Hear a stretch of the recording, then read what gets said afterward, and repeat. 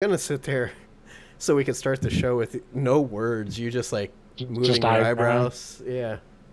Yeah. So welcome to the Njoystic Podcast. It is September 23rd, believe it or not. It's kind of cool because I see my video on a delay. So like I move my eyebrow and then like the eyebrow moves a few seconds afterwards. It'll be Fun, really right? creepy though when like oh, I'm capturing the mouse on it too, so I can do this. Everybody look, I can Darn, fucker. You'll see like your brother walk by in the background, but it's on a delay and your brother didn't actually walk by. You'll be like, what the No, fuck? I'm not gonna see that asshole anymore. He's back in school. Ah. Fuck. Does he go away to college or is he just always in class? Uh, he's he's always in class pretty much. His job, he also tutors there. So after he's done with class, he's still at school. What a nerd, am I right? Nerd. Fucking geek with your textbooks. I don't read. And look at me. Yeah. I stock rentals. Major ones, so they obviously trust you. And nobody knows what we're talking about because that was all off air, but nobody Yeah. really knows what we're talking about anyway, like, regardless. We can give it context, we can not give it context. It's all the same. Yeah, I don't. Fuck it. Everyone knows I work a shitty job and they expect me to do dumb things forever. But the cash is green, so I keep going. Nothing wrong with that.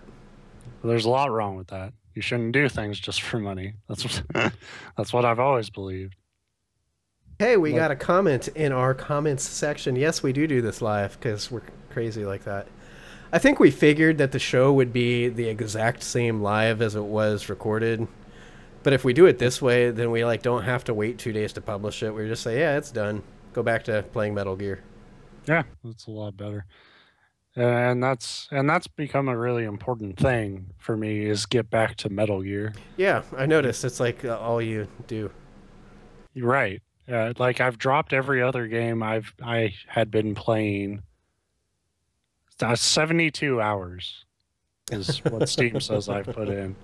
I'm at Well, 44%. yeah, and to put that in perspective, last week when we did the show, you were at 36. So you've put in almost another 40 hours. Just like that's a full time job. Yeah. Um, and then that's kind of the interesting. I was thinking about that with Metal Gear. Why, when I have to put all this time into this game and all this like effort of like managing shit and sometimes like I've just turned the game on at points just to like manage my bases and stuff just to make sure like I'm always sending guys out to do jobs just so I have money. Sorry, responding to chat. Oh, um, I'm always like the mark of a good game like that isn't like a lot of open world games kind of end up feeling like work if you try to do everything. Like Metal Gear is this unique game where like everything else I do feels like work. Like fuck, I gotta eat. Shit, man. See, I just got my I forget what they're even called, the where I can send guys out on jobs. So like I'm way back there. But yeah, I mean it's one of those things that I have trouble picking it up because I'm so busy, and it takes up such a huge. You can't just sit down and be like I'm gonna play 5 minutes of Metal Gear, even like a half hour. I feel like if I have a half hour to game, that's not enough. Yeah, I'm And gonna just do this side op, and then that side op leads into like you fuck up, and then like it leads into this epic standoff at an African airport. Not that that just happened like an hour ago to me, but yeah, so I haven't been playing it nearly as much as you have, but it's one, and every time you do, there's just this like emergent story on top of the game story where just like the dumbest things happen. Um, it's almost to the point where like if I play a mission and or a side op, you can't say mission because those are usually harder, but side op and everything goes as planned, I'm disappointed because I'm like, oh, well, that was easy. But I'm still at the point where like the latest thing that they've introduced gameplay wise is tanks, and those things are bitches. uh, they spot you, you're fucked. A Well, lot and of the time. And it was one of those things where going into it, I was all like high and mighty on myself because it was a side op, so it's not like a main mission, and it might have been a main. I think it was a story mission, but it tells you right underneath. It's like recommends rocket launcher for this mission. It's like, yeah, well, that's the first mission I get to use a rocket launcher, so I'm going in with this big fucking thing strapped on my back, like I'm badass McGee over here. And if you remember that mission, from a past life when you were back on mission 9 or 10, you have to go in and you find some intel, and you have a commander you have to kill or capture. I was hoping to capture him. That didn't work out. but but then the tanks are en route, and it's like, oh, you got to ambush these. So anytime in Metal Gear that you have to plan an ambush, it's like, this will be fucking awesome because I'm so smart, I know exactly what to do. And all I did was move outside of the town along the ambush route and like lay down prone with the rocket launcher out and wait for these tanks. Like, yeah, I've got a rocket launcher, no problem. Well, the rocket launcher doesn't kill a tank in one hit, but as soon as you fire a fucking rocket launcher, everybody in the world knows where you're at. So, like, I hit the first tank with the rocket launcher, and there's a big explosion, and I stand up like, haha, fucker. And the smoke clears, and it's just this turret turning right towards me. It's like, oh, shit. Yeah, that's one of the scariest things is when, like, you're just completely ill-equipped, and then, like, that fucking tank head, like, swivels around towards you. It's like Saving Private Ryan when the sniper is like, oh, shit! You know that it's pointing at you. And I'm in a desert at this point, not in the city, so I have nowhere to run. There's, like, a little bit of a hill, like, so when I lay down, there's no direct line of sight, but it's got a fucking, mortar launcher, whatever tank rounds are called. So see, I don't have to worry about that because I can balloon them. So yeah, so you're just like, hi tank, whoop. And I worked pretty hard to make sure I could do that pretty early, because it's fucking great. I know, because like the tank head still swivels around, so like it levitates, and then like it's just like the tank's almost like wait, what's going on? And then fucking takes off, and everybody's like, what the fuck? And I love the premise. I know that you can Fulton guys that aren't cooperative or not necessarily 100% on board, but for the most part, anybody that you kidnap, they're just like, cool, okay, I'm on your side now, you got me. It's like a big game of tag. I get a few stinky pieces of shit now who like stay in the brig forever. Like, you killed my friends in front of me. Like, well, they sucked. They were fucking D in combat. They were useless to me. Right. And right? I'm kind of already at that point you talked about last week where my ranks are getting full. So now if you're not an asset, there's no... Early on, you want to just Fulton every fucking thing that moves because you're building an army. Right.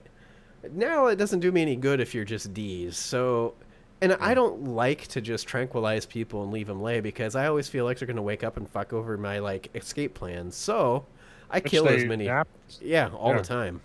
I still do that. But it like because it's just sort of how I've been playing. But also like I kind of like that urgency of like, all right, they're asleep. Do what I need to do and then fucking get out.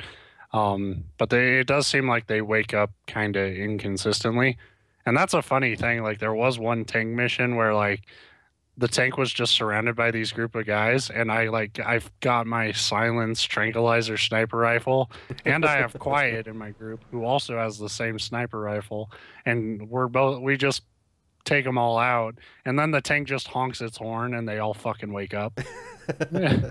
And I was like, great, I just wasted all my fucking suppressor. And I like that Metal Gear is a world where a tranquilizer isn't a drug that dulls your senses. It's a drug that literally just puts you to a normal sleep. Although I guess you can like pick people up and you can drop them out of a guard tower and they don't wake up. But if you honk a horn, it's like, oh, horn, yes, hi. I mean, it kind of...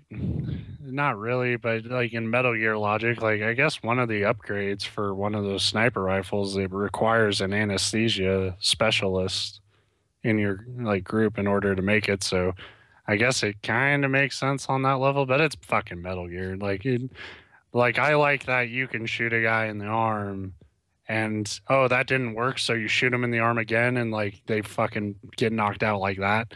Um, Well, it's instead, like like it's like your body has a certain threshold. It doesn't work at all until it hits that threshold, and then bam, you're out.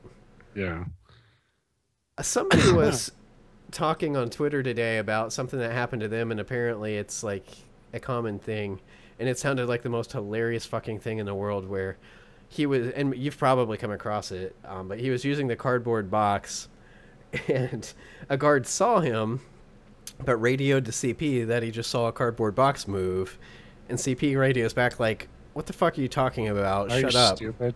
Right. And then he like stood up in the cardboard box, and the guy radios back. He's like, "CP, I can see feet." And they're like, "Yeah, fine, shoot at it." So the guard shoots, but he misses, and the guard like sheepishly responds back like, "Oh, I guess I was wrong. Sorry." And apparently, if you keep fucking with him like that, CP will eventually just quit answering him altogether. He's fucking stupid. Don't talk to him. Like yeah, I haven't used the cardboard box nearly as much. I've used it to slide around because I saw a video of somebody doing that on Mother Base. Like you can get to the top of this ramp and just slide down it all in your box, and it looks really fucking like I did that, and that was fun. Typically, when I use my box, I'm using it literally just for when there's nobody else around, and I get in it and then run and hit the dive button, because the way you come bursting out of the box is like the greatest thing ever. I used it once to actual comedic, hilarious looking success early on. We talked about it on a spoiler cast, but it's not a spoiler. So to reiterate on regular cast, my mission was to extract somebody, and it was broad daylight, and he was like in a guard, like one of the sandbag nests, and I'm like, how the fuck do I get to this guy? And I was able to like sneak up to him, but then a patrol was coming, so I hopped in a box, and the guy I was trying to kidnap, I was like a foot away from him, and he turned around, but as long as you're not moving, like it wasn't weird to him that suddenly there was a box there. Like he didn't say anything, but I was really doing it so that when he'd have his back turned to me, I could like inch closer to him, and anytime, but knowing like if the guard on patrol turned my way, I could just stop and not be spotted, because I can do that on my belly, but if somebody happens across and you're just laying there on your belly, it kind of raises some suspicion. But it was just kind of funny to me that in broad daylight, in this like realistic hardcore military world where everybody kills everybody, I would just like, oh, nobody's looking, and take a few steps into the box and stop, and then when nobody's looking, do it again. And then when I got close enough to the guy, of course, I just busted out of the box, grabbed him, and like dove over the edge of the cliff there on folding him out. But like that one scenario, the box was actually helpful. And then I used it again recently when I was playing a mission. But apparently, if you're moving around in the box in broad daylight, it doesn't provide very good cover. Yeah, Like, I hope people don't buy it. no, I know. So it didn't work nearly as well. But yeah, I mean, I love the game, and there's just these crazy. It can be crazy suspenseful. I love the like batshit stupid story, and I know that it just gets better and better from that point the further you get in. It gets like it. Well, we talked about it with the intro, like on the show, the spoiler cast, I think, where like just how like it's Metal Gear stupid, but it's also like really fucking dark. And like for me, a lot of people are turned off by it because like, oh, Metal Gear was never this sort of gritty. But to me, like I think it's really the like fucking best combination of like it gets you sort of amped up. Like your missions feel like there's like an importance to them, but it's still not like it's gritty, but it's without being like boring. Like it's not trying to just do basic like Tom Clancy Right. terrorist shit. Like this is like this is still supernatural and fucked up and hilarious, but like at the same, but once you're playing, it's like, oh shit, like I still have to, be a goddamn military god in Right. order to get out of this. Or just gun everybody down and call in your helicopter to gun everybody down. I mean, I've fucking lost my goddamn helicopter 3 times now. I lost it Um, once, and it costs you an ass load of money when you lose it. yeah, well, one of them's not fair, and I guess we'll have to save it for the spoiler cast, but that there's a boss fight I just dealt with that it, like to me it felt like complete bullshit. Like it was one of those boss fights where it like the game does not make anything fucking clear. And when I did figure it out, it wasn't like the big like solution that solved it all. It was just like it felt like a boss fight where it's like figure out how to sort of weasel your way out of it, and not in like the Metal Gear way of like, oh, I stealthed my way out of it. Yeah. Like how do I fucking break the game to get the hell out of Dodge? Um, And there's probably a whole group of people that like are like, Ben, you just suck. This is how you do it. And there's some other like, but I it's don't. not like I mean, and I'm sure that is the case because that happens with every fucking game I play. But to me, it's like it's not fucking obvious at all how you deal with it. Yeah, and that is annoying when a game has a solution, but it's not. To kind of circle it around to um, our Twitter conversation earlier this week, it's like System Shock 2 you were talking about. I was kind of joking with you about that since the remastered version of the first game came out. And how you had the problem where you couldn't find the door in the second game, like right at the beginning. To get out of there. And I'm not saying that like, oh, haha, you're stupid. What it really highlights is because I've played games like that before where the level design or just the design of the game is so not obvious, and that's just bad game design. There's no I mean, we're always talking about like finding that balance of like we don't want our hands being held the entire time. I do want to solve shit myself, but with a game like Metal Gear, like the open world aspect, it's fine to be like, approach it how you will. Like the game, I talked about it when we first started playing it. The game does not tell you shit about how to infiltrate. Yeah, it does. It says, go be a legend. Yeah, and like that's it. But once you're in this boss fight, you're not in an open world anymore. You still have your options available to you, but it feels like only like one or two of those options are right. And it's like I have all this equipment, I have all this shit to do, but like, hey, like how do I actually beat this boss fight? And like you can experiment, but you're gonna keep dying. And to me, I think a good boss fight is one where if you have the right, if you guess right, you should be able to beat it your first time. Should be able to, not necessarily that you will. And this one, it feels like you're never gonna beat this your first try. The timing of it, like the timing of what I had to do, was way too specific. Um, and it kind of sucked because like the cutscene before that was like probably the most like I was kind of getting to a point where I was sort of out of the game's story. I was doing so many side ops, and like then this cutscene like got me back into it. Like, oh shit, there's still fucking Skullface, that son of a bitch. And then like that boss fight happened, and I was like, I'm gonna do more side ops because if I have to do that fucking shit again, I'm gonna snap. Um, but yeah, System Shock 2 was another one that that was way worse.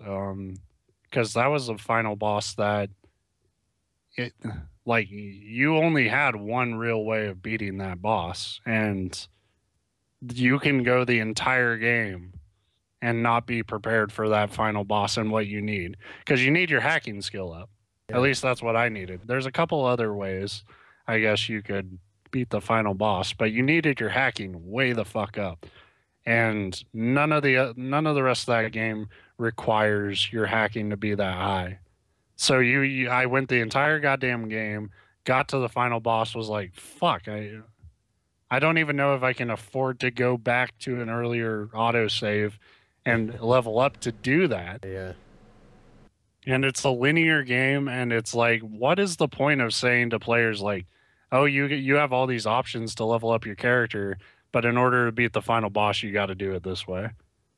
And I feel like a lot of those early games that introduced where you can level your character like how you want fell into that trap where they're like, we want to make it feel like you have options, but we're still so used to designing linear encounters and bosses and stuff that it's like, oh yeah, you could have leveled this way, but you have to have it this way in order to beat this thing. And Right. I don't know. It was just I frustrating think that because that was game is really I was enjoying that game. It's dated as fuck. And overall I still think it's all right. But that was a mark of like fucking terrible design decisions. Like just to me, the fact that I could get to the final boss but not be equipped to deal with it, to me that's fucking shitty. Like that's just a bad decision well, I by mean, somebody. it's And akin to I the Deus Ex complaints that we had with Human Revolution, where because if you focused on things like hacking and stealth, and then you get to the bosses and they force you to do combat, you're at a huge disadvantage because you chose to play the game one way. Like, yeah. And I have not stopped emailing Ken Levine since. Just yeah, I love BioShock Infinite. That's not the fucking point right now. Like, why'd you fucking do this? 8 games ago, you dick. but so yeah. Anything else about Metal Gear before we move on to our cornucopia of other game stuffs? No. I was kind of hoping you'd say, yeah, I have another hour and 15 minutes worth of material, because... Well, I do when you fucking catch up. Um, Yes, but I have... Next, like, interesting benchmark, as soon as I pass that, I'll be, like, bugging you, like, hey, we need another spoiler cast, but... and I'll be like, dude, I beat that game like a month ago. Come month on. ago, you'll be like, that was, like, 2015. You'll be... I, I'm already playing shit. yeah, we haven't spoken for 8 years. Why are you calling me up now? I I have kind of fallen into the. It's funny because now I'm at the point that you kept saying I'd be at with Witcher 3, where I haven't even thought about the game in weeks, and Metal Gear has kind of moved into the Witcher 3 spot where I love the game and I still play it every week, but only like a couple missions here and there. Yeah, and I gotta tell you, like at that pace, Oh no, you'll never finish. yeah, you're never gonna be done with that game, and in some ways that's cool because like that's the interesting thing I'm noticing is like just how many hours of it I'm into, not even like at the halfway point. Like I think I'm like halfway through the side ops missions, and like I don't I'm still at that point and like how I felt at the beginning. Like I don't want to stop. I don't want this to fucking end. You're never gonna give you up. Never gonna give you up, let you down, run around. um, Yeah, I'm trying to fire up Steam real quick over here on my other machine to see how many hours I'm at. But you can tell mission wise, hours really don't mean that much anyway. yeah, But I just unlocked the FOB stuff, like where you can build new bases and shit, and that's really stressful because this whole time I've been putting like resources into Mother Base and trying to build that up, and then like I like now I'm kind of nervous because now it's like, well, the FOB stuff that gives you more people who can do more shit. You get more resources or whatever. And to me, that's saying, well, in order to really upgrade your shit, you're gonna have to get into this. And to me, it's like, well, people can steal that stuff yeah, now, and it's like, I don't want that. So right now I just have this one base that I'm not doing anything with because it's like, well, the moment I start putting shit into that, that's when when I'm throwing my hat in the ring. it's your trap. I mean, you're just like trying to draw people there. If you play offline though, can they still come invade your base? I don't think so. Like, I think you have to, I think you can just disconnect. I know a lot of people do that. I was doing it at first because when you first started playing, it didn't matter. The servers were down, so I wasn't. You weren't really connected anyway. And then once they got the servers set up, at first it pissed me off because it's like, hey, our servers are up, but they were running so slow that it affects other things. Like whenever I'd go into Mother Base to try to develop new technology, it would add a delay like between the screens. Yeah, it took forever to open the menu for some reason. And so I would disconnect just so I didn't have to deal with that. And now I don't usually bother disconnecting. But that got fixed pretty quick. Yeah, like I haven't had that come up really. It was just the first couple days once the servers were fixed, it was doing that. And so now I don't usually bother disconnecting. But also disconnecting in that is really easy. Right. Because it's like right under like the return to title thing. Like it's, yeah. I like how direct they made that. I'm just nervous about how interconnected it all is to like your single player stuff. Because I like upgrading my equipment. I like getting new shit, and there's a lot of new shit I still want to get. I don't think I'll be done with this game until I get the wormhole extractor. There's a wormhole extractor? Yeah, instead of the Fulton balloon, it's like the final upgrade of that. You get a wormhole, and it like that's how you extract like giant containers of resources that are indoors, or anyone indoors really. But yeah, it's fucking awesome. Just a fucking wormhole opens up and on top of shit and sucks it out. Yes, I don't know what you need to get it. Sounds amazing. I just got in here. I'm 23 hours in, so that's pretty far behind you hour-wise. But it's amazing because for me, 23 hours is... Well, for most of the games I play, 23 hours would be more than enough to complete them. Even with a lot of the RPGs I play, 23 hours would at least put you at about the 2/3 mark or maybe halfway. But... Yeah. Yeah, I'm like, I almost feel like I'm still in the, I don't want to say tutorial phase because that makes it sound like a big negative, like Skyward Sword or something. But I feel like I'm still in the infant stage where you're still like just learning the game.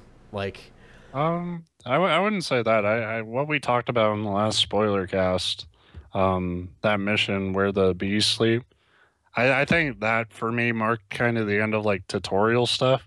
And now the game just sort of introduces like little dynamics that, slightly change what you already know. Most of that game, like tutorial wise, that's sort of just telling you what you can do. And then after that, you kind of start to develop your own play style. And your style is apparently very slow. Yes. I'll save it for the spoiler cast because there'll be one coming up probably this week, depending on if I can play and get to another couple. I know story mission wise, you can kind of keep track of, because since we've last talked about it on this episode 2 of the Phantom Play-In, I'm so proud of that title. It's proud enough you'd never remember it. Yeah. I have completed 3 or 4 story missions, but none of them have been...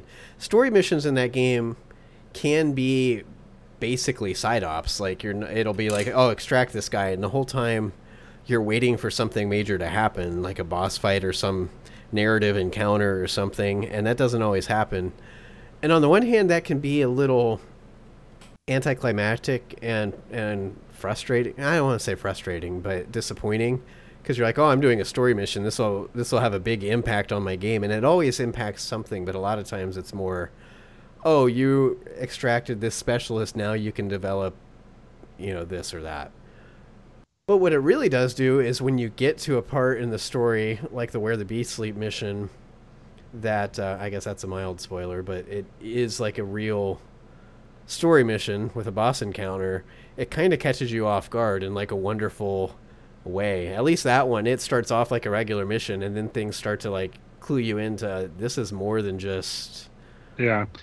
And I think like because there are like story missions that are like they're relevant to the plot, but you successfully do whatever you need to do and you get out of there. I think it makes the times where the story sort of throws a curveball like turn more into like an oh shit moment, like and also it kind of establishes your character a little better, because it's like if you're fucking up every story mission and you're like getting like if the main bad guy's fucking with your shit every time you're trying to do something, then you're not this like legendary hero.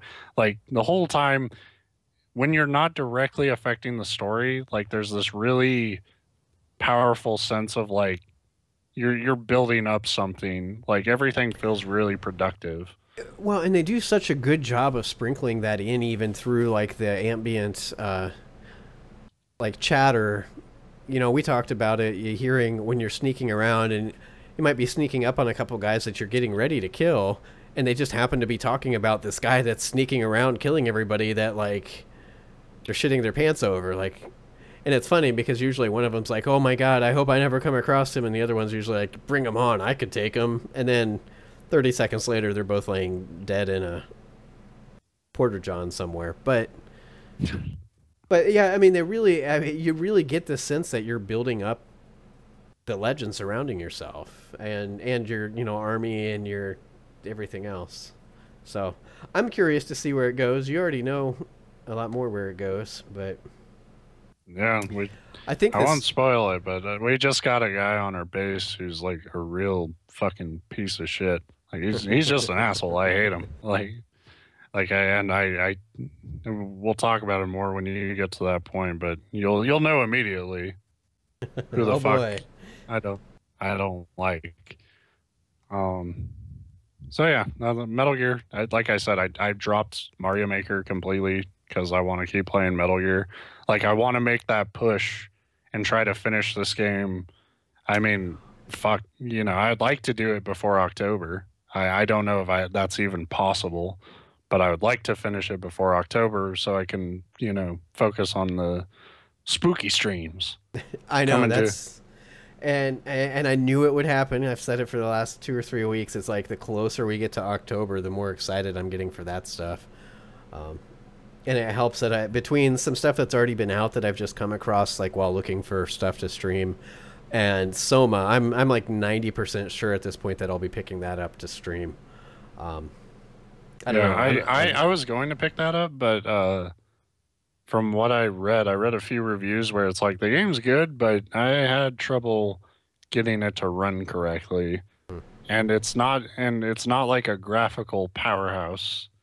Like they made that clear, where it's like it's you can tell it came from a small team, so the fact that it's still having trouble running all this stuff is a little troubling. And I don't want to.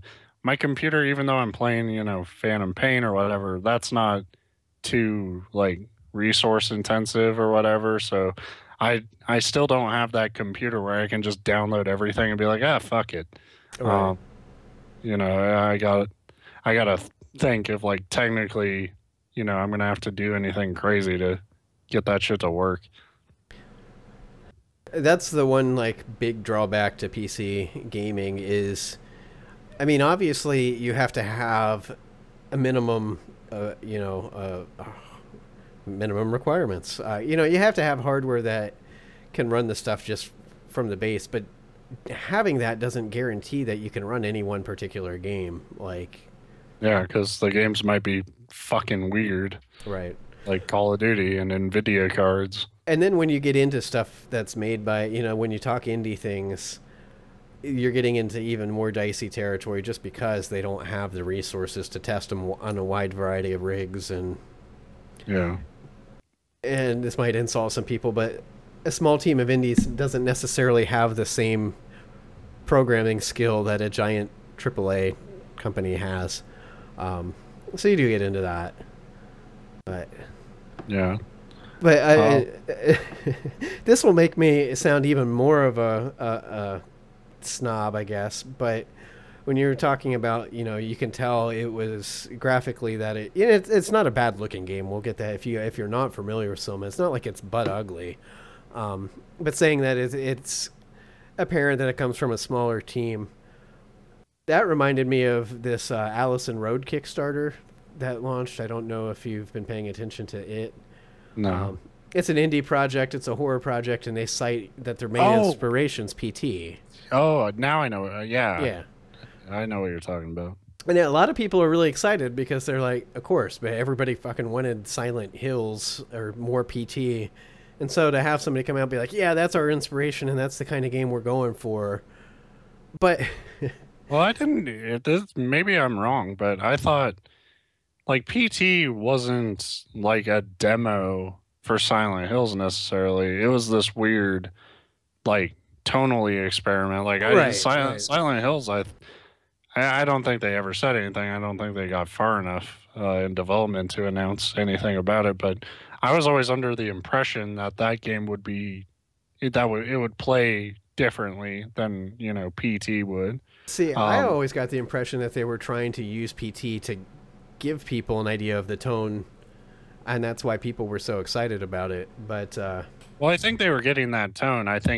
But I thought it was going to play more like a traditional Silent Hills Hills game, game, yeah. or Well, and Silent. probably were, because from what I understand on the PT demo, it wasn't like there was enemies all over the place that you had to shoot or fight off. Um, but regardless, Allison Road was announced and it hit Kickstarter, and everybody's like, "Yeah, look at this game. If you liked PT, this is exactly like it." And I'm looking at the screenshots, thinking, it looks good, but it's the Right. same thing. You can tell the production difference between the two, and it's not like I said, it makes me sound like a snob, but when I would see PT, I would think to myself, "Holy shit, this is a video game!" Well, Like, PT looked amazing. and then I look at And Allison Road, and I'm like, it's a pretty looking video game. Like the video gameness of it is very apparent.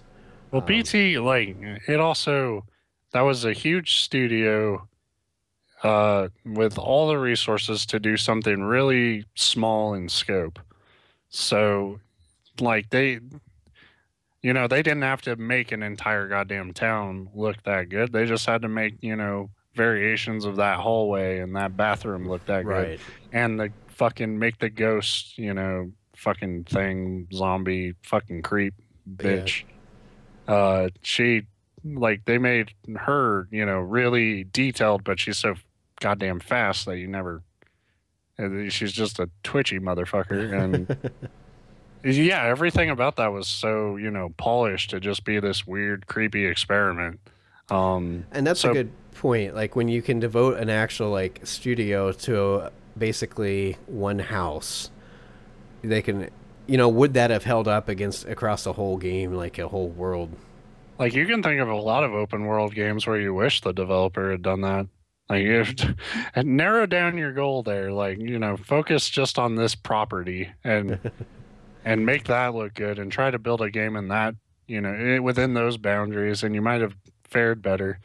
Um, I like that, people are trying to keep that sort of idea alive because like it's this weird I have this weird relationship with horror games where and it's a good thing I'm doing an October stream for them because no, I'm the perfect candidate because I don't think I like them very much, but like at the same time I'm like compelled.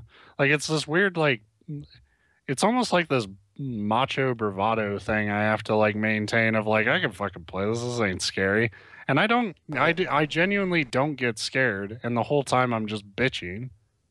I I would say I get scared. Stressed is probably a better word than scared. Um, Yeah, but it's very stressful for me to play a horror game, extremely. yeah.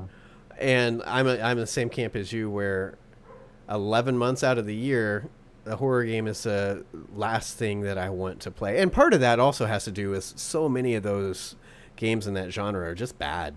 Well, that's what I was about to say. Like, even though I don't really like them, I like that there are people there going back into the genre, and they're not just trying to, capture a Silent Hill or well, in this case they are, but you know, Silent.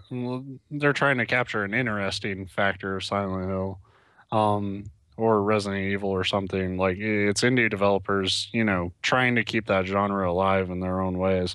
Um, it's just none of them I've really liked.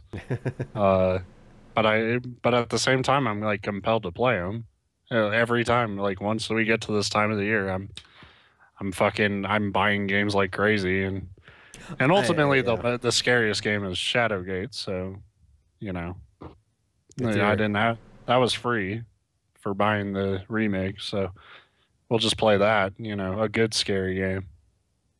there'll be a lot of options to play, Yeah. and I've tried to start.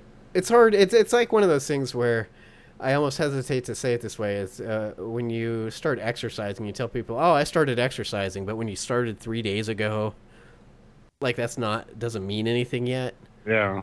But anyway, I'm trying to stream a little bit every day because I'm like I always have at least a half hour after work. So that'll work well with the horror streams because at the very least, every day in October I'll be able to come home and play a little bit of something, something scary. I don't have an idea of my schedule. I won't be able to do it every day. I just know I'm gonna have days at work where I'm gonna just be like, fuck it, and I'll get home and like I've had days where I'm like too tired to even play Metal Gear. Surprisingly, for as much as I put into it, like I go right to take a nap. It takes some mental investment to play that game though, and that's what. Yeah.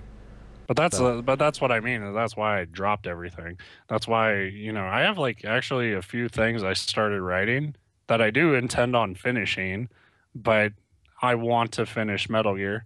I don't even know if I'm going to review it, but I want to finish it. Finish it, right? And before I write anything about it, I want to wrap it up. So like I don't want to write a big fucking piece and then like play the end of the game and be like, "Oh, this was fucking garbage." See, now I'm getting concerned because I have the feeling like next Monday I'll be reading the story of the gamer out in Washington that was found dead after like a 72-hour Metal Gear marathon. That'd be fun. Let's stream that. I mean, we all have to go sometime, and dying from playing too much Metal Gear is not a bad way to go if you think about it. I wouldn't die from it. I can order pizza and shit, and I don't know. There's a lot of Koreans that said the same thing and didn't make it out of their internet cafes. But there's a lot of non-Koreans too that it happens to. But that's the one culture that seems to be more prone to it. Well, I mean, I guess I have a different idea of a gaming marathon. Like to me, a gaming marathon isn't like you don't cut out like sleep entirely. You don't cut out eating, and you do go to the bathroom. All right. It's just you play a game for a fucking long period of time. Basically, you devote every free moment of your life to it. Right, and sometimes you make free moments, like. If there was a way I could get paid for it, I would quit my job tomorrow and just play Metal Gear. And that's my current scam of the week is like, how do I get paid to just play Metal Gear? Not even video games. I just want to play Metal Gear. Patreon that. Be like. Because everybody else who's like played Metal Gear and liked it, like other video game sites, they're moving on to other shit. Like Giant Bomb, they're talking about Mario Maker and stuff. And I'm like, dude, fuck that Metal Gear. Yeah. Yeah, we're not done. That's what I was going to say. The saddest thing to me is when you finish Metal Gear. I say when you finish it because there's a very high chance that I won't. But I have to because we have the spoiler cast, so it's work. But anyway, once that's done, I don't know what we'll have left to talk about on the podcast because that's all we've been talking about for the last, since it launched. I got so much shit to play after it's over that I'm going to be completely overwhelmed. I don't want to leave The Witcher till 2016, but it really feels like it might go that way where I won't get back to that game until fucking January. Fucking Shovel Knight just got that Plague of Shadows update. I gotta play that at some point. I'll probably stream that. That's free too, isn't it? Yep, free update. Thank you. I think I'm still playing a lot of what I've been streaming this week after work. It's the most exciting thing to watch too, but it's a pretty neat game. It's Warhammer Regicide, which is basically battle chess if you remember that franchise. Except a little different. Like there is a battle chess type mode where it's literally just chess with Warhammer characters.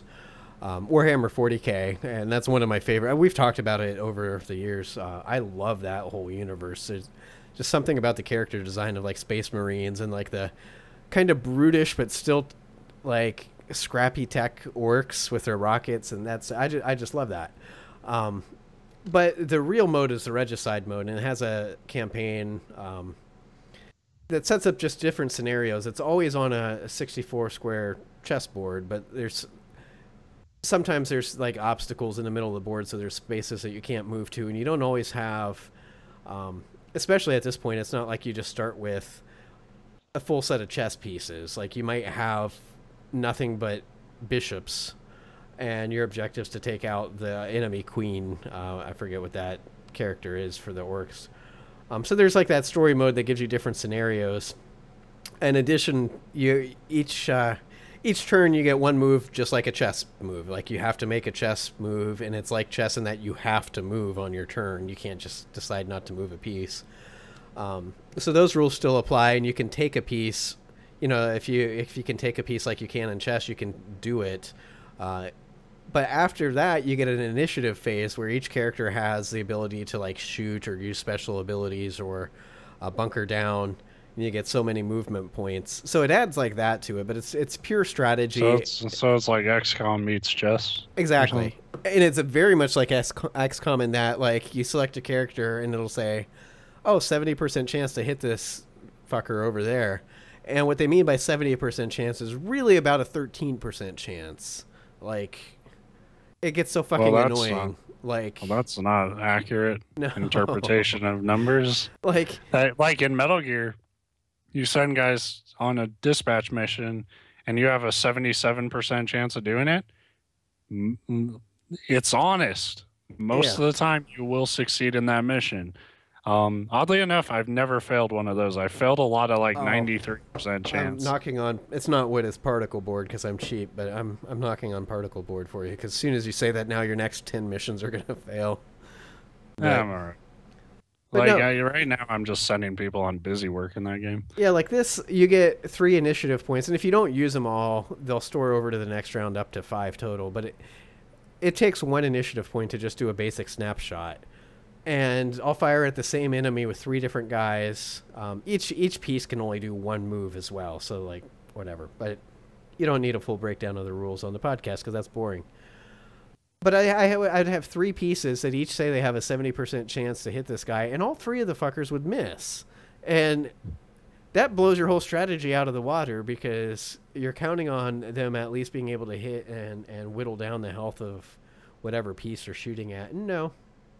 Doesn't mean shit. But it's a pretty interesting game to play. It's a relaxing game that still makes you think. It's a challenging game to stream in that I'm terrible at keeping conversation going. But it makes you like extremely aware of any lack of conversation. So you find yourself just talking about inane stuff basically like we do now on the podcast. But it's pretty cool, and it helps that I like the Warhammer universe, like I said. And for somebody that's a fan of that universe, right now is like fucking Christmas because there's like 8 Warhammer games coming out, and they're all different like genres. So there's a lot of Warhammer stuff to look forward to. But Regicide, that's what I've been playing. I've never played anything Warhammer related. Not once. It's really making me miss... I'm going to hit all the genres that you love the best. Warhammer Online was like their answer to World of Warcraft. It was the MMO. Highly successful. Yes. It's timeless. It got the final nail in the coffin shut down about a year ago, I think. I loved the game. I thought it was way better than World of Warcraft, although I never put the same amount of time into it, largely because when it came out, I still had my old desktop computer, but it was on its last legs. Like, the CPU was overheating like a motherfucker. The video card eventually died. Like, I would get checkerboard across all my screens when I play games. But even right before everything crapped out entirely, like, it could barely run the game. I could play like the normal stuff, but any of the PvP, which was awesome in it, I got like 2 frames a second. If you got into a particularly busy area of the world, it would get like 2 frames a second. So I didn't get an opportunity to play it at the time. And like any MMO, they're so critically dependent on a healthy community, a healthy user base, and it just never was able to get that. But it was a good game, but I really miss it because and that was regular Warhammer, not the 40K setting with like the actual like more high fantasy instead of space tech. But you know, Warhammer has a top-down shooter coming out. There's a Total Warhammer, whatever the fuck they're gonna call that. Total Warhammer. Yeah. And That'll be pretty sweet. I hope that's the title. Yeah. Because that's fucking good. Well, it should be. It's not. I think it actually is Total War Warhammer, which is harder to say than just Total Warhammer. Or MC Hammer. But see, that game, if you're not familiar, I know you are, but if you're not familiar with the Total War franchise, that's like your classic real-time strategy. And that's true to the actual tabletop, Warhammer. So that's like a match made in heaven right there. The Total War series is probably the best, in my opinion, real-time strategy war series, and they've spanned so many different time periods and stuff. So that's coming out. I know there's a Warhammer MOBA coming out, but I can't get interested in that because I play too much at the Blizzard one. You just don't need. How many MOBAs do you need in your life, right? Well, hey, is it like a Coke and Pepsi thing? Like Probably. you're fine with other MOBAs, but you're a Coke drinker. Yeah, really. And basically, at the end of the day, they're all the same. But if you say that to somebody that's a fan of the other one, they get pissed at you. Like my wife, when I say that, because she hates Pepsi, she will not drink Pepsi. And she's one of those people that she goes to a restaurant and orders a Coke and they say, "Oh, we have Pepsi. Is that fine?" She's like, "No, I'm completely changing. I'll get a fucking iced tea instead, something completely different." Fuck is wrong with Pepsi? I don't know. Like I do prefer Coke, but they're so fucking similar that I like I'm just getting the cola, I prefer Pepsi, but I prefer like vanilla Coke and cherry Coke. Like I prefer those variations of it. I prefer bourbon Coke. See, I think that's why I don't really care, because the only time I drink cola is if there's something stronger in it. I actually don't like cola, like alcoholic beverages like Jack and Coke and shit. Like I don't fuck with any of that. I mean I do because I'm an alcoholic, but yeah, like a functioning alcoholic. Yeah, that's what's important. I'm doing the show, aren't I? Aren't I? Yeah, like, but yeah. Actually, have you? Maybe you've had it. I don't know. You live in Ohio, so you might not have fucking. You might not even know what we a don't cart have a whole is. lot of things that bring joy in Ohio, but But our Wendy's have these Coke Freestyle machines. yeah. And I don't know if yours, like, I don't know if restaurants there have them. They're fucking awesome, man. Like, you can, like, go there and, like, it's all touch screen and shit. It looks like they just, like, found a bunch in Tokyo and brought them over here. And you touch the screen and be like, "Oh, I want, like, cherry Coke or whatever." And, like, the way it spreads, like, it shoots into the cup, like it's like cherry and Coke, and it's shooting in two separate things and mixing it all, and there's like delicious. A million different things you can do, like orange Coke, or my wife Sprite. Loves it because she likes you can do peach and Sprite, and she loves the peach Sprite. Yeah, it's fucking awesome. But for somebody like me that doesn't love social interactions, it's like my worst nightmare, because to me, trying to order some, like, I put it in the same class as like doing a specialty order at a restaurant where you're like, "Oh, I'd like the chicken parmesan, but can you not do the parmesan, but can you substitute onions, and instead of chicken, can it be steak?" Like, that's my wife ordering at a restaurant. She substitutes everything. Well, like, you don't have to. I'm talking about a Wendy's. You go into Wendy's. See, I don't eat fast food unless it's through the actual drive-through window. Well, no, I mostly do. But sometimes I'm like with friends and we all don't know what the fuck we want. So it's easier to just park and go inside. And I don't have to order my drink. Like, I just need them to hand me the goddamn cup. Which I've noticed has become less and less of a thing.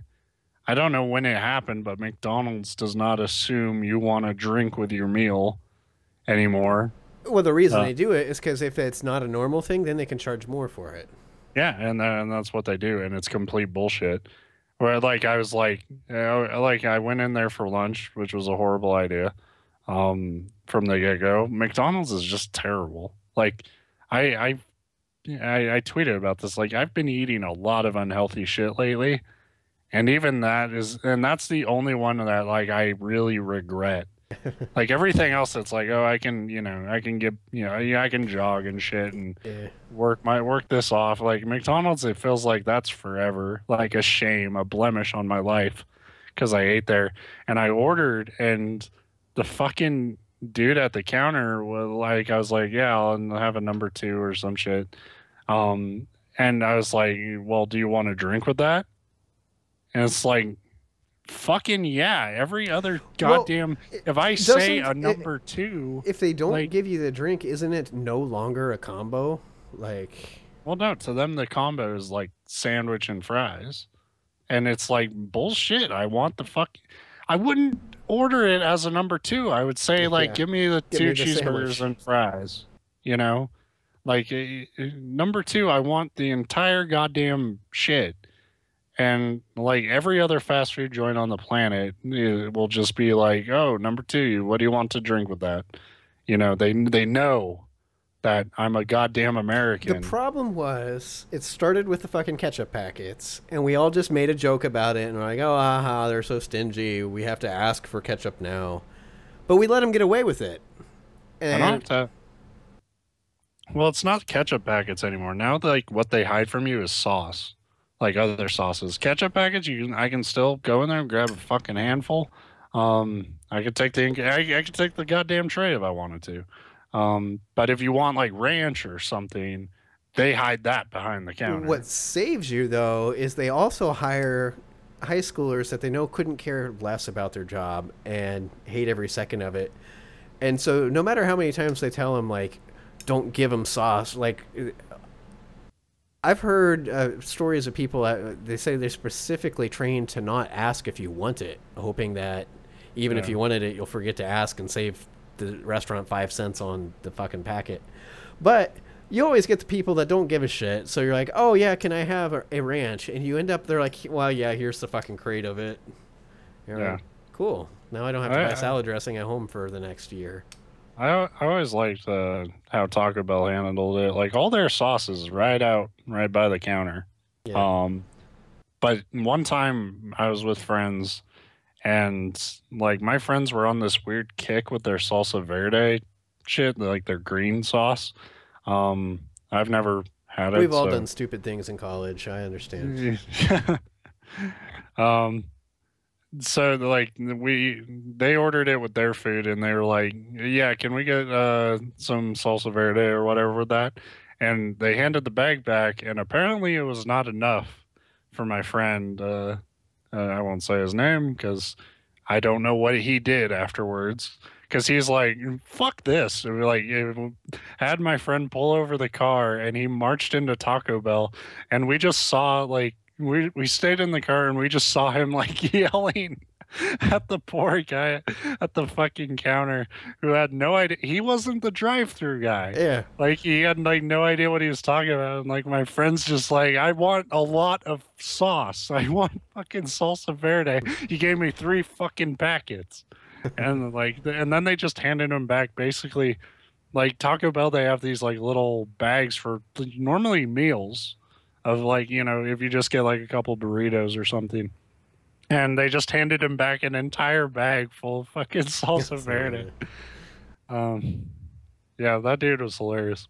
I don't talk to him much anymore, but like, like the fact that like he's not a very confrontational guy, but the fact that he did That not was get his the adequate amount that of was his sauce. breaking point. How dare you only give me 3 fucking things of salsa? 3 packets of sauce. You know how much fucking food I ordered?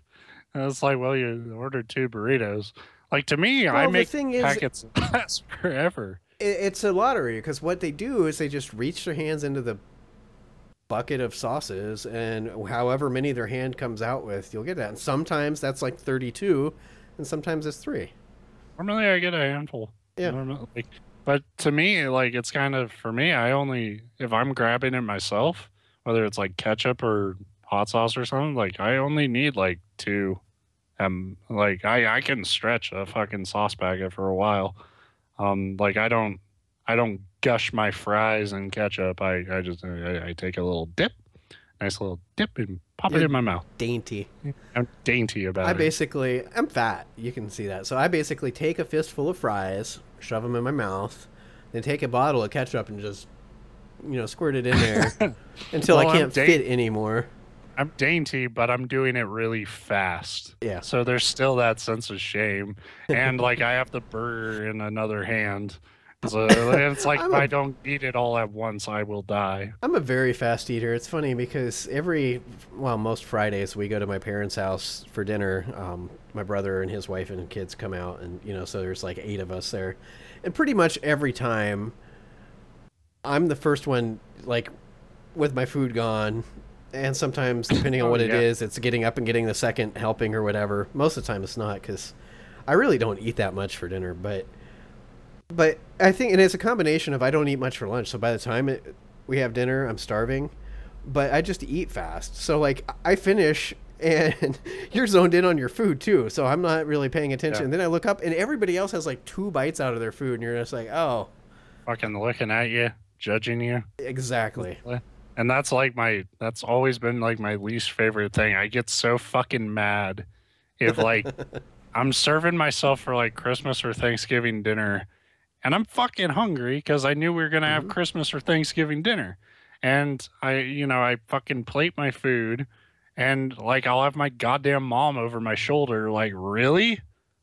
That's what she says every time. Really? Really? And I'm like, fucking back off. I need to eat. And then I get seconds because I'm a fucking roast pig. That's like I know there's shame in it. Like I'm well aware of how fucking disgusting this is, but I need to fucking eat, and I don't need you over my shoulder judging me for it. And eating fast. I don't just eat fast. I eat fucking large, like huge bites. Yeah. And it's I think my problem is like I never heeded my mom's like chew your food warning, so I just I'm like a snake, just swallow it whole. Exactly. Yeah. But it's funny because it does and they don't, nobody ever says anything, but you just like there's that implied judginess when you're the first one like done eating and everybody else is barely into their food. I hang out with more honest people. Everyone lets me know exactly how fucked up what I just did was. And here's the funny thing about it, because I'm not a big eater, so I eat fast, but once I finish, I'm just sitting there, and my family, they're all big eaters. Like, they'll have like seconds and thirds and fourths, but yet you're the one that like gets the label because you finished first. And it's like, yeah, but I ate a quarter of what you did. No, I eat what they did plus a quarter, And then my mom's one of those people that she's relatively skinny, and it's like fucking black magic or something because she's the biggest eater out of them all. And she's the one that as soon as you're done, literally like the second the last person, excluding the kids, because kids are kids and they fuck around, they don't eat. But as soon as the last person like takes the last bite of their food, she's like jumping to her feet like, okay, who wants dessert? And it's like, wait a minute. Like, yeah, I still have that like thing. Like it's rare when I eat so much food, and like honestly, it's funny. Like the one time that happens is at restaurants where I eat so much food and then I'm like, I can't have dessert. Like I literally, like the waiter always comes up anything for dessert. It's like I can't. I physically can't. No. I ordered too much food. But everywhere else, I'm like, yeah, fucking dessert. Let's do right after. For me, I'm not a big dessert person anyway. I don't like sweets that much. So if I have more room for dessert, typically I'll fill that with more of whatever the regular food was. Right. Yeah, that's like holiday dinners. Like I said, like that's like there's always like pies and shit, and it's like, dude, I ate half a fucking cauldron of mashed potatoes. There's right. There's no goddamn way I'm having pumpkin pie. No, and that's me. I'll be like sitting here like, oh, maybe I'll get a piece of pie and look over and be like, oh, there's still 6 pounds of stuffing left. I'll have 6 pounds of stuffing. Like I'm like, I'll be telling people like there's no way I can eat dessert as I'm like dipping like bits of turkey into like the mashed potatoes and gravy. Yeah. Like just like dipping it in like it's a chip. And that actually sounds delicious. I know. Fuck I'm getting hungry. It's like we start the show for me pretty much as soon as I get home from work. I filled a half hour with a salt android cactus, but I haven't eaten yet, so we should probably not talk about giant meals. I bought a bag of a fun-sized Twix, and so it's fun. So it means It means I can I've eat more of them and I get less fat. I've always wondered if there's people out there that eat fun-sized candy and like literally think it's fun. Like they're like, wee, small candy. Like, why is it fun-sized? Like they need to label it disappointing size because that's what it is. If I was more nice, I would be that house on Halloween that gave out full size candy bars. Right. Like, but I don't give out shit on Halloween. I turn the lights off. Yeah. Well, my problem is, and it's going to hold true this year too, but typically what I'm doing on Halloween, Thursdays was always one of Tara's late nights at work, and now she's in school on Thursday nights instead. So she's never home. But our town always does trick or treat on a Thursday. It's really fucking stupid. Like last year, I think it was Halloween was on like a Saturday, like the perfect day. I think Halloween's on a Saturday. Yeah, this year. So that would make perfect sense. It's like, hey, this year we can do trick or treat on Halloween. No, they won't. They'll do it on the Thursday before. So that leaves me by myself at home to deal with strangers that are also kids, which is, you just described like my perfect nightmare. So I would love to do that thing where you just turn the lights off and hide. But my fucking video games are in my living room on my big flat TV that you can see from the street. I'm not trying to hide the fact that I'm home. I'm making it clear. I like the most I could do is like to make it more clear that I don't have fucking candy for you. Hey, I would put up a big sign saying I don't have candy. You want some fucking like toilet paper? Like, you know, go ahead, TP my house. All my shit's biodegradable, son. What you need to do is put up a big, like, cartoony looking sign that says, like, danger, do not enter this lawn. And then when they enter, they get shocked, and you're like, I fucking warned you. Like, I just actually heard them. Right.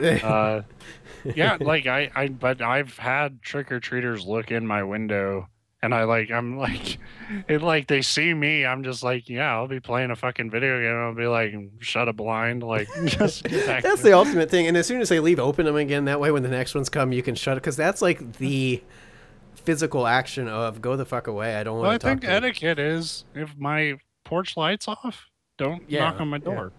Yeah. And that's, you know, honestly, I think if I ever had a kid, like, I don't know if I would want to take him trick-or-treating. I don't know what survivalist fucking nut job is just like thinking it'll be the goddamn government coming to like take his shit, and then like you'll be the last straw too. Like every kid that knocks on the door, he assumes it's the same person coming back, and so when you knock, he'll be like, I fucking told you to get off my lawn. He's been all fucking Rambo on his own property. There's a goddamn tripwire.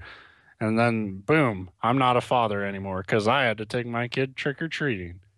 Yeah, and in actuality, trick-or-treat night is a night that I kind of dread, but, like, not really. Not, like, getting sweaty and stressful over it. I don't dread it, but I hate the idea that, like, a kid will knock on my door anyway. Yeah. I don't like when anybody comes to my door at any time. At least for trick-or-treat, I know what they want. Like, any other time of the year, I must look like... I'm probably the crazy guy on the street that all the neighbors talk to, because if you come to my door and knock, I do that thing where I answer it, but I keep the rest of my body kind of behind the door and open it a crack first. Yeah. And I'm like, what do you want?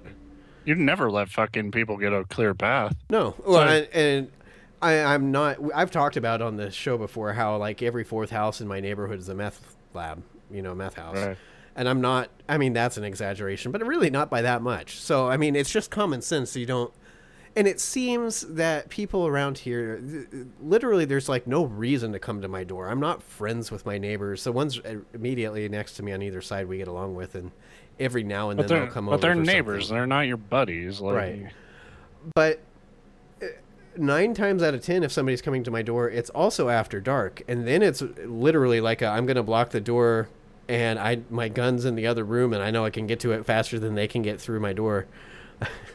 And it sounds great. Everybody's listening to this probably like, oh my God, where do you live? But this is just basic, like, I'm not going to die by a home invasion stuff. I live somewhere completely different. I'm the exact same paranoid nut job that you are. Right. It's like, I always open it a crack. Like, I never, because for 2 reasons. One, I don't want, somebody trying to brute force their way in without me putting up some resistance. Two, if you do that, they know you, like whoever's at your door knows you don't want them there, Right. like immediately. Right. And I don't, and I want to send that message as clear as possible without fucking yelling and chasing them off with a fucking stick. 3 times in the 10 years we've been here, it's been a knock on the door at like 11 o'clock at night on a weeknight, which is like, like that immediately fills me with this, oh shit, it's about to go down. And three of the times, it's been people that are drunk off their fucking ass and probably also high, like, because they're completely out, like this when you answer and like eyes glazed over. But when I come to the door, then they always get this look on their face like, where the fuck am I? And why am I here? What it is my city is completely fucking stupid. And the street I live on is on, you know, South whatever street. We've talked about this, I think. And North whatever street, the division is the block. Like at the end of my block, it turns into the other one. And our house numbers, my house number on South Street, there's the exact same house number on North Street, and it's like 8 houses down. So what it always is they're looking for the other one. Nobody looks close enough at the street sign to... Because the division is not one that would be obvious that the road changes here. It's not like a big major road. Sure. So that's always what it is. But they're always like, you answer it and they're drunk off their ass and they're like, is Jimmy here? And it's like, I promise you that he's not. Like, hey, is my bed here? And I'm a jackass, so I always just I say he's not, and I'm not a total jackass. I'm a moderate jackass. I put that pause in there and watch their face as they process this, like, whoa, what the fuck happened to Jimmy? Like, I thought he lived here. And then I will point out, you're looking for the other one. It's down the street that way. And then they're always like, oh, and they stumble off. Yeah. But I don't have that problem because like me and my friends all communicate via phone. So like I'll be like, if I go to a friend's house or something, like me or one of my friends calls the friend's house to be like, hey, we're here. Because we, for some reason, which is what a normal, decent human being does, as opposed to my neighbors across the street that ride share to work, and every fucking morning at 5 o'clock, the ride pulls up and honks to signify that they're there. And it's like, well, goddamn heathen! It's 5 o'clock. Don't honk. I know how unpleasant it is. Just like even when you know people are coming over, the act of knocking on the door to me, I think, is really unpleasant. Maybe it is just for me because I have dogs and they'll lose their shit. Yeah. So it's like, let me fucking call me if you're here and let me prepare them for the fact that, they're going to be upset for a while. Speaking of dogs losing their shit, there's one flying around behind me here. You can't really see it though. I had one. Hey, this will be a fun episode. Earlier on, like right at the beginning, my dog was on my bed. Yeah, I noticed. I almost said something, but you were in the middle of Metal Gear talk. Yeah. I was about to cover him up with this. Oh, and now she's losing her shit outside. You can probably hear her barking. But hey, there he is. Yeah. You don't get to be on the show, Chewy. You're a faggot. I am sorry. I know that offends some people, but I like calling my dog really immature, fucking horrible names. I think it builds up his self-esteem. Around here, we love our dogs, so we're not terrible human beings like you. I do love my dogs. They just I love bullying them more. I'm bigger than you. Ha ha ha. Well, I've tried the nice thing, like be sweet and caring and give them treats and shit, and they all turn into little assholes when I do that. So I bully them and I call them names, and that seems to work a little better. Think you're winning, but it's gonna chew your face off in your sleep one night. Like, I don't know. I've had a lot of dogs, and I haven't changed my strategy yet. I don't think I've said one nice thing about this dog actually since we've gotten him. Because he's horrible. He pees all over the house. He's an asshole. He deserves to be called names. Fucking little monster. He'll run roughshod all over everything if you'd let him. Yeah, they do. They know how to push their boundaries. So there was one thing I wanted to talk about. Because you might know more about it than me. You had an exchange maybe a couple of days ago on Twitter about this Kickstarter for unsung something or it's your typical what happened? It's if you're not familiar with the game itself, it went to Kickstarter. I don't know when. I think it was last year, or it might have even been a little bit longer What was ago the than game? that. Unsung Unsung Story. Yeah. Or I kept wanting to say Unsung Heroes, but it's Unsung Story. Or Untold Story, maybe. I don't know. I think it's Fucking unsung. Unsung, yeah.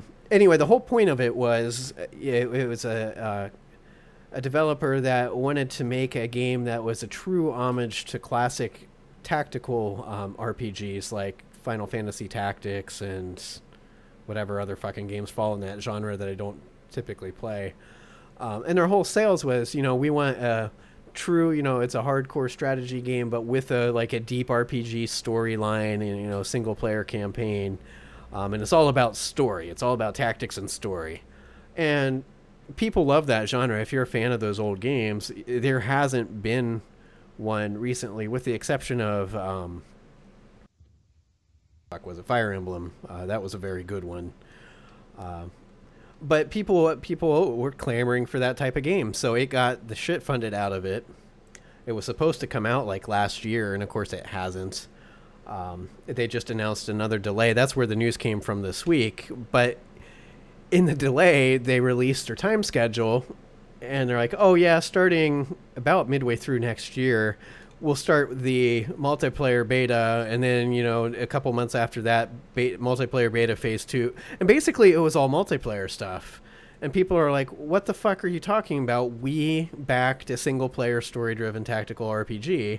And now it appears that they're deciding, 2 years after it was supposed to come out, they'll be testing the multiplayer aspect of the game. And I don't know if since then they've clarified, because it made it really sound like it was going to be a multiplayer centric. Like, I don't know if there was even going to be, it didn't sound like there might not even be a single player campaign at all.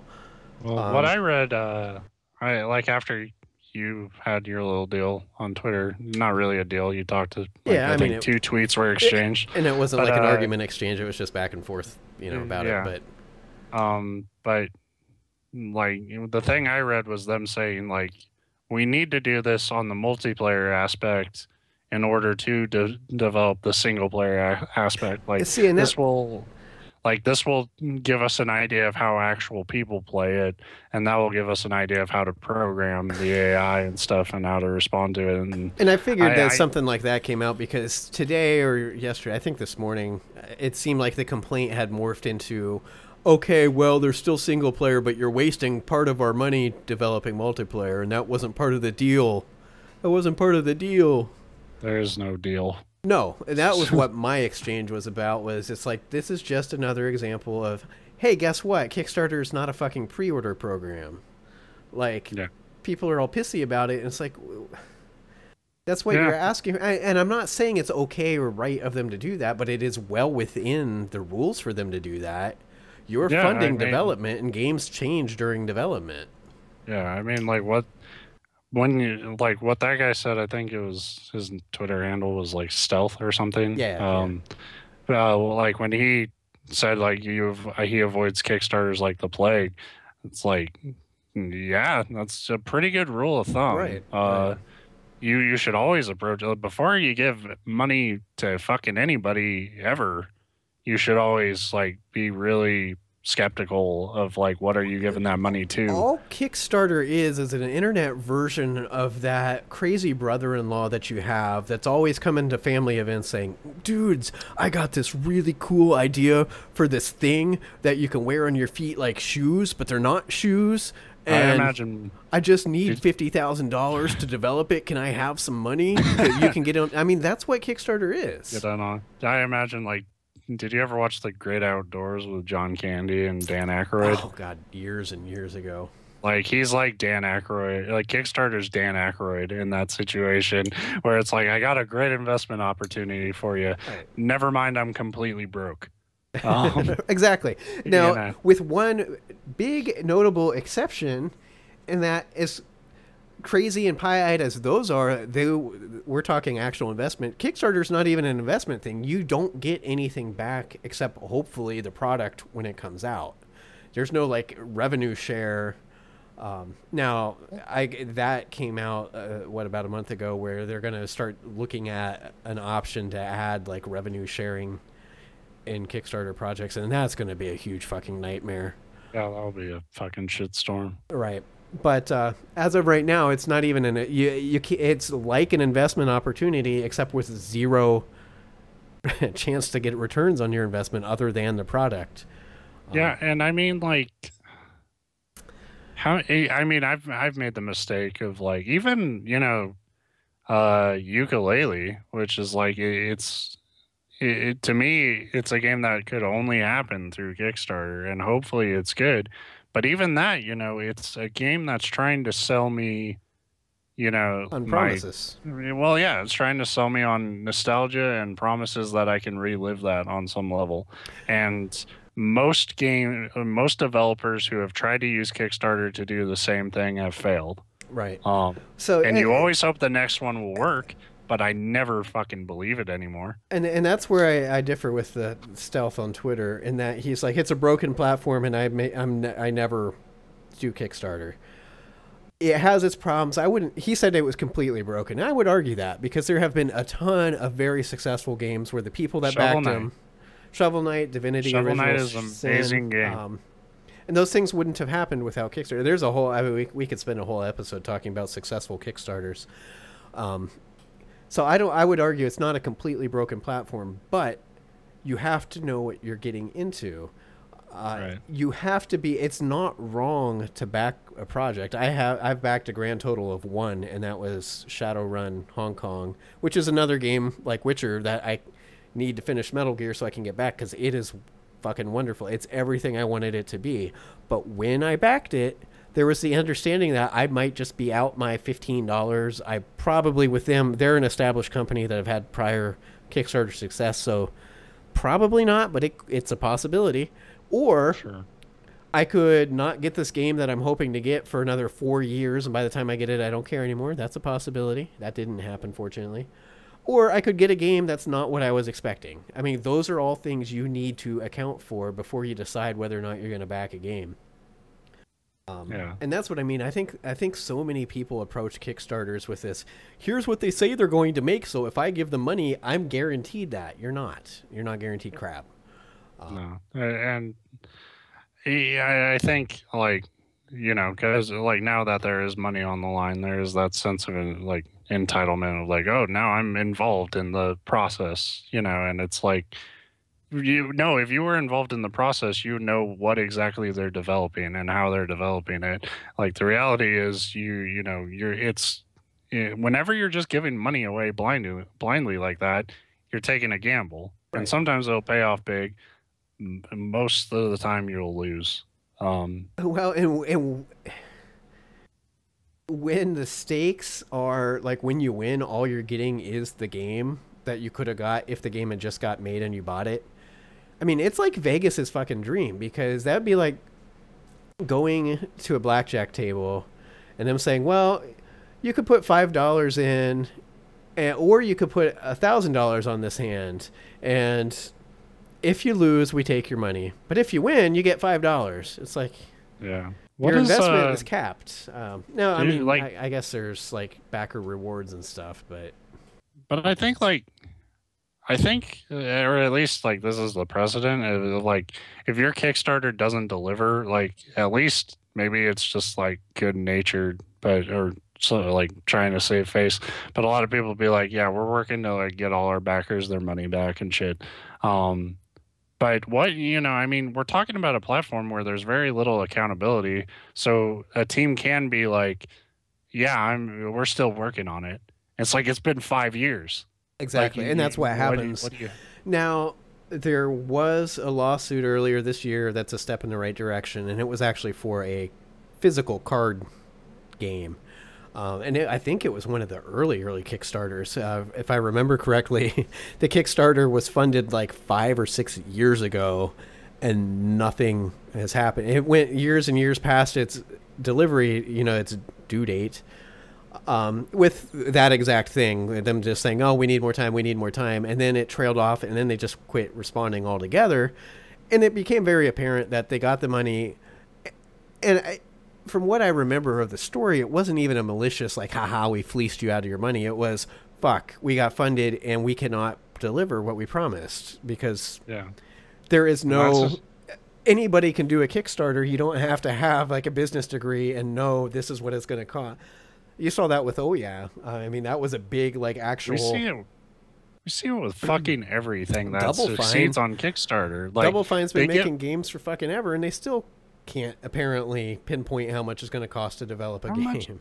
How much money they got for Broken Age was so many more times the amount they asked for.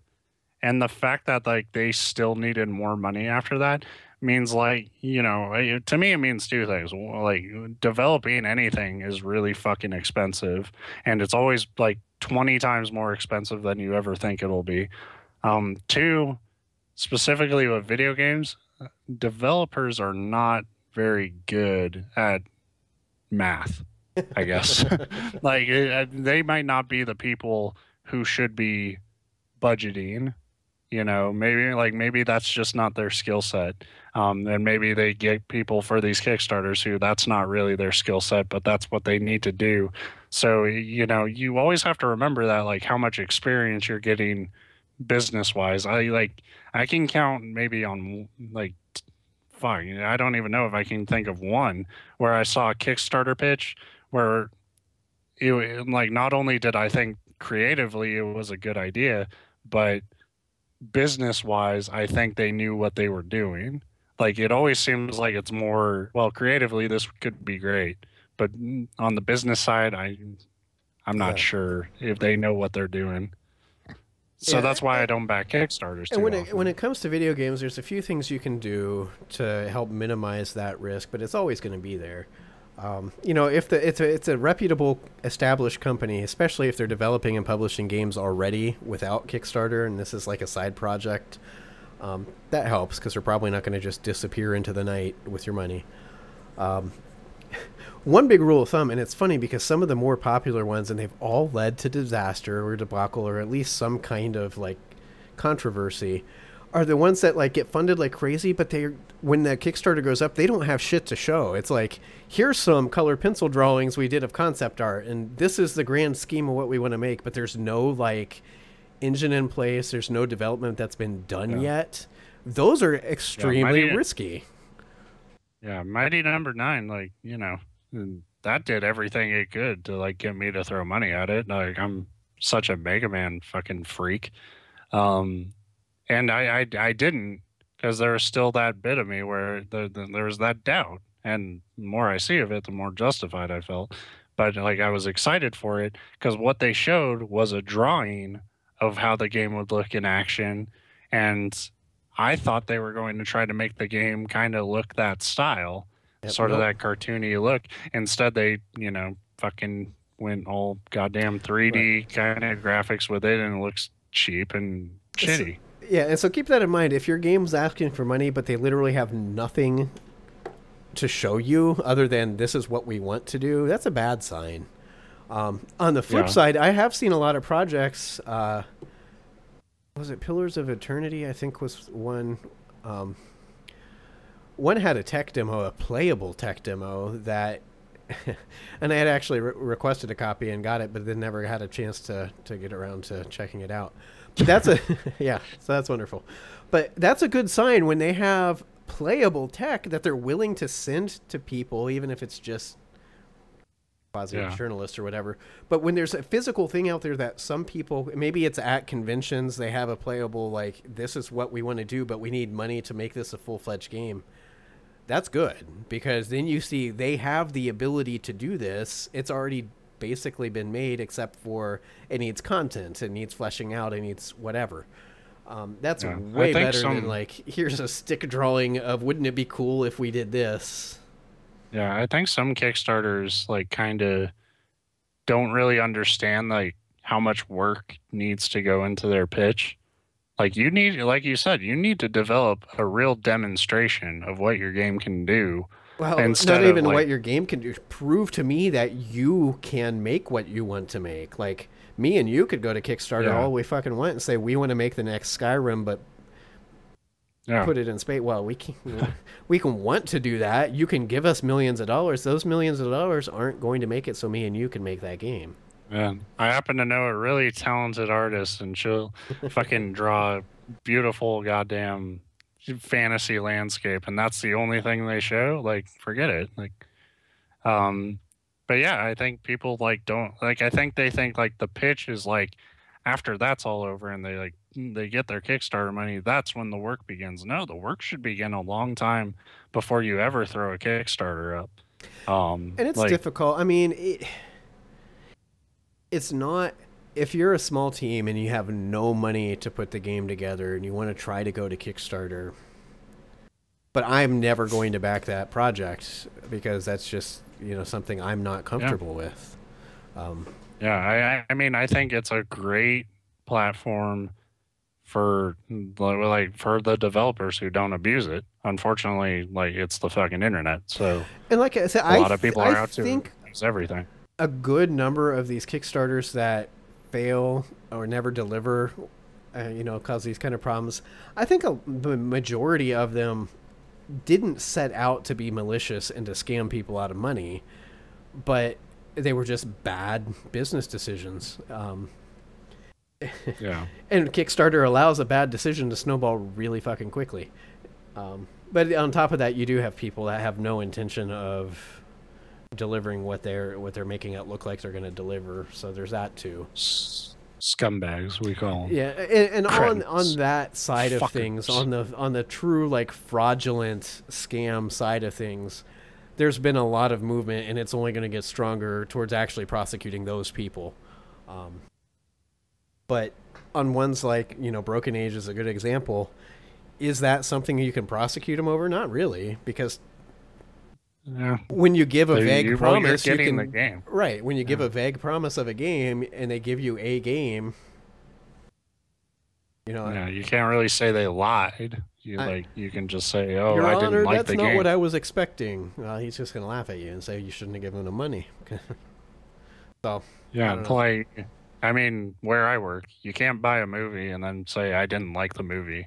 Like, you can only say this wasn't the movie I thought I was. Well, like, but your cashier said it was the best movie he saw last year, so my expectations Yeah. were, well, yeah, the only thing you can say is like, "Hey, this is fucking Aladdin. I wanted, Saw or something," or it's like, which which I'm is sure a bad has choice. happened. Aladdin's way better than Saw. I know. But there are people. There's a guy who keeps coming in wanting like the Halloween remake from Rob Zombie, and I want to like shake the dude because it's like That's fucking the bad remake version. yeah, that's the fucking bad movie. Halloween is a great Halloween movie. Go figure. And you want the shitty remake that fucking takes all the goddamn creepy mystique out of it? Fucking moron.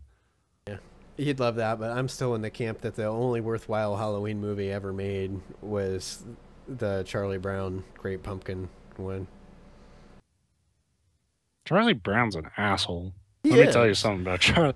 They He's all such a are. I mean, fucking if you break down the personalities of every character in Charlie Brown, they're all like broken dicks. Like, They're terrible people. right. I don't Which is I great don't want to because hang out with them. it's a great representation of the real world for kids. It gets you ready for that when you get out there. But no, You're I guess gonna need a therapist, and your dog's the only person who will love you unconditionally. I could maybe make an argument for the Ernest Saves Halloween or whatever. I forget what that one was called. With the like tree trolls. Yeah, I know it. I don't remember the title. Mhm. I have no idea. That one might be a worthwhile Halloween movie, but that's I about would it. not say Ernest is worthwhile ever, but you can watch it. It's certainly. shocking that he died of lung cancer or throat cancer or some kind of cancer. Like, Because the inside of his body was moving the same way his face was, Well, just radically. that's what and- we all thought. He was just this like wacky like character actor, and no, he had lost all control of his facial muscles because he smoked like 10 packs an hour, from what I understand. If I remember correctly, I was though, just about to Sorry, I was just about to do a stroke joke and thought, like, God damn, that's horrible. Okay, well, That's been happening a lot. That's where we draw the line on. Oh crap! Oh, that was nice. That car didn't have a muffler. I would, if I felt like. I'm proud of you. 2 years ago, you would have gone ahead and done the joke. Yeah, but I said it. Grown. I said that I had the joke anyway, which is basically. You're still growing, but. Well, God damn it, it's a funny joke, but I don't want somebody like to fucking hear it and get their fucking feelings hurt or something. And like I like Ernest. I like those movies. I do, but I don't think they're good. But it really does still kind of pain me that he died relatively young. Fuck it, I'm doing the joke. I was gonna say, like, if he died from a stroke, nobody would be able to tell on the set. I think that's kind of how it happened. How it went down now. But oh, I'm a good person. Sometimes, like, I knew I was gonna regret it if I didn't get it out. Yeah, I know. It's like, well, okay, so at least you had pause now. I've had a lot of pause. Like, we're gonna find out that the one listener to our show is like his nephew or niece. Yeah, I get like a handwritten letter. You fucking son of a bitch. No, like, to me that would just be funny if I got like a handwritten letter of like, I hope I won't listen to your show anymore, but I do hope that you grow from this, and like I hope you realize that your words hurt. Like, that would just bum me out. Like, I'd be like, ah, shit. And then you go back to Metal Gear and forget all about it. Then I just played Metal Gear until fucking 3 a.m. Which is my plan tonight. I don't work tomorrow. Ha! Ha ha ha! All you fucking working stiffs out there. You're going to have to get through your day with the help of the Njoystic Podcast. Yes. Which you can find, not at Njoystic, because that'd be too convenient, but you can find it on YouTube if you search for Njoystic. Or you can follow us at Njoystic on Twitter, which it was down at the bottom of the screen. I must have hit something and made it go away. Yeah, whatever. We got ours. So. Yeah. So yeah, those are the really more important ones anyway. Yeah. If you're not on Twitch and you found this through YouTube, we do the show live every week on twitch.tv/Njoystic. I think that's the account. I don't know. Yes. Actually, I don't watch this shit. You don't. Or my streams. It makes me sad. I watch them occasionally. You're always playing Heroes of the Storm, man, and I don't give a shit. I streamed Metal Gear. I said I wasn't going to, but I did. Yeah, but you're like we established, you're like 50 hours behind me. Yeah. So I'm not gonna. I mean, I could, but I'm busy playing Metal Gear while you're playing Metal Gear. Yeah, and yeah. I'll just leave it at that because we're trying to wrap up. Get the fuck out of here. We're closed. Bye-bye.